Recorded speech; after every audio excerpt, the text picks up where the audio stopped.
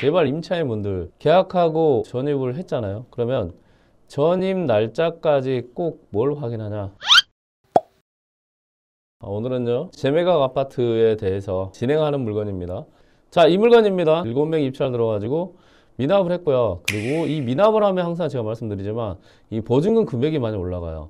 보증금 금액이 올라가면 사람들이 일단 부담을 해서 입찰을 못한다. 그러면 여러분들의 나머지 90%의 경쟁자들이 다 떨어져 나가는 그런 물건이다 라고 생각하시면 됩니다. 그런데 이 물건은 여러분들이 잘 조사를 하고 그 다음에 이 권리 분석을 잘하면 충분히 도움이 되는 게 재미가 물건이다 라고 생각하시면 돼요. 자, 그러면 이 물건에 대한 시세를 한번 보고 확인을 해볼 수 있도록 하겠습니다. 여기서 보니까 지금 자, 전체 면적이 있고요. 자, 이 동화수 공시 가격 보고 그 다음에 얘가 백사동입니다. 백사동 평행정비 보면요 162.67C 타입이네요. 자, 그러면 161.62C 타입이라고 했죠. 그러면 얘가 되는 거고요.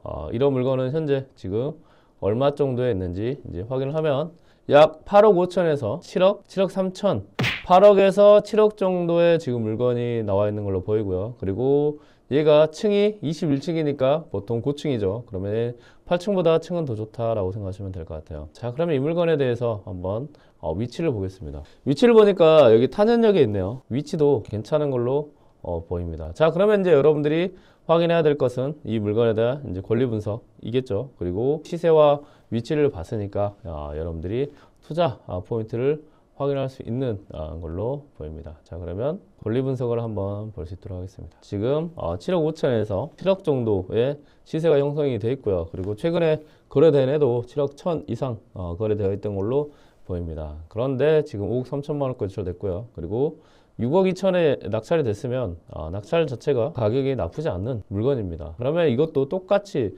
문건 송달력을 보고요. 이 물건에 대해서 이 사람이 혹시 문제가 있어가지고 취소를 했지 않았나, 아니면 이 물건에 대해서 불허가 신청을 하지 않았나를 확인합니다. 여기서 보니까요, 최고가 매수인이라는 단어가 없죠.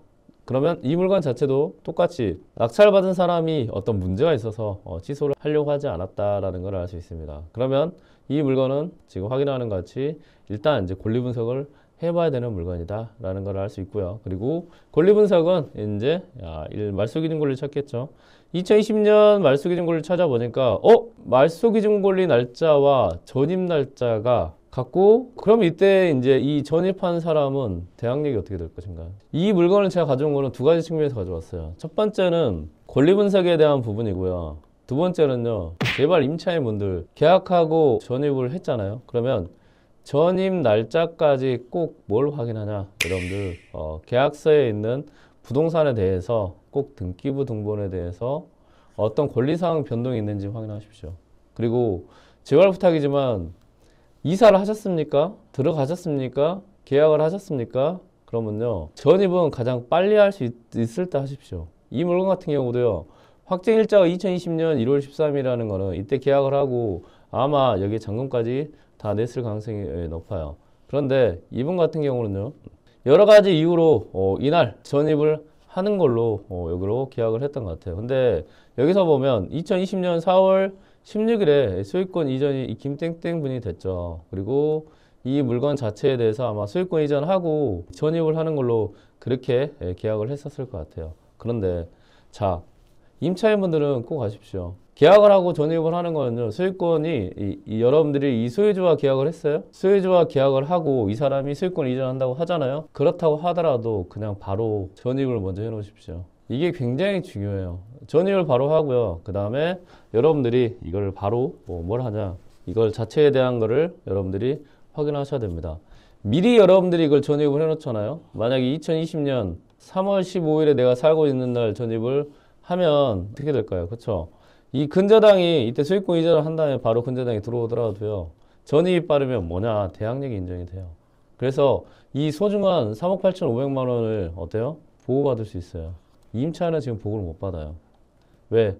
이 근저당 이유가 되기 때문에 그렇습니다. 그리고 얘는 미납이 됐어요. 이해됐나요? 여러분들이 임차인이십니까? 그러면 계약을 하고 전입을 했잖아요. 그러면 계약을 한 다음에 전입은요, 가장 빨리 하세요. 가장 빨리. 가장 빨리 하면 여러분들은 뭐가 되냐? 보호가 된다라는 거예요. 이 물건 같은 경우는 2020년 4월 16일에 전입을 해버려가지고 어떻게 됐냐? 근저당 플러스 1이 됩니다. 전입은. 자, 전입 같은 경우는 계약인도 전입해서 그 다음날 0시부터 인정이 돼요. 그러면 얘는 언제 인정이 되냐? 2020년 4월 17일로 뭐냐? 이 사람은 인정이 돼요. 뭐가요? 대항력이 인정이 돼요.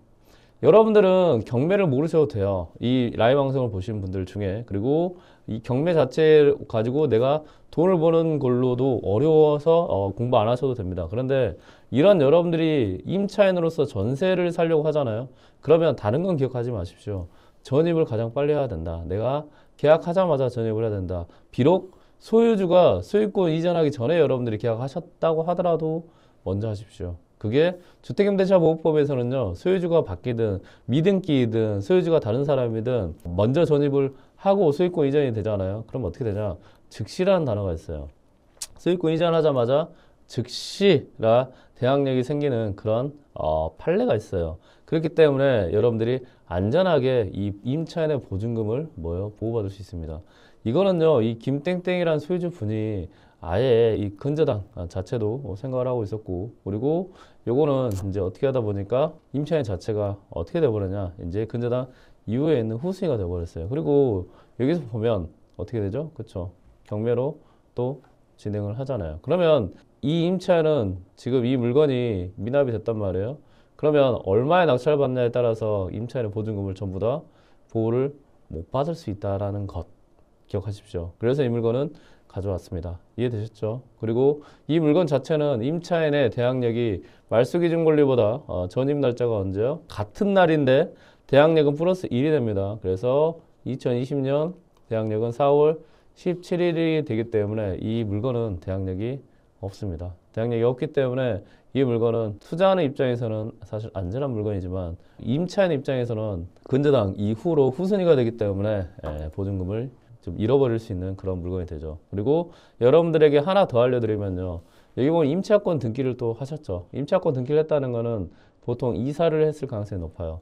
이사를 했다는 거는 여러분들이 명도에 대한 난이도도 얘는 거의 없다라고 생각하시면 돼요. 그러니까 한마디로 임차인이 이 보증금을 조금 경매 절차에서 잃어버리더라도 지금 이사해 있기 때문에 여러분들이 명도 확인서라는 거를 주는 걸로 합의를 해서 이 임차인하고 이야기를 하시면요. 이거는 그냥 이사까지도 무난하게 끝나는 그런 물건이다 라는 걸 기억하시면 될 것 같아요. 이래서 여러분들 입장에서 이 재매각이라고 해서 누군가 낙찰을 받고 나서 미납을 하면 투자하는데 굉장히 부담이 되죠. 그런데 이런 것들은 여러분들이 부담될 필요 없습니다. 이런 게 경매와 공매 기초를 제대로 배워 놓으시면 지금 당장 여러분들이 그래도 연봉 이상을 돈을 벌 수 있는 물건의 형태이고요. 이런 물건의 형태는 아직도 여러분들에게도 투자 포인트가 된다라고 생각하시면 됩니다.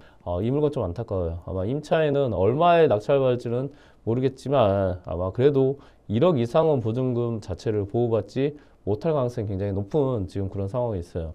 그러면 여러분들이 단순하게 전입을 빨리 하는 것만 해도 그런 보증금을 보호받을 수 있다라는 것만 정리해 보시면 어떨까 생각합니다.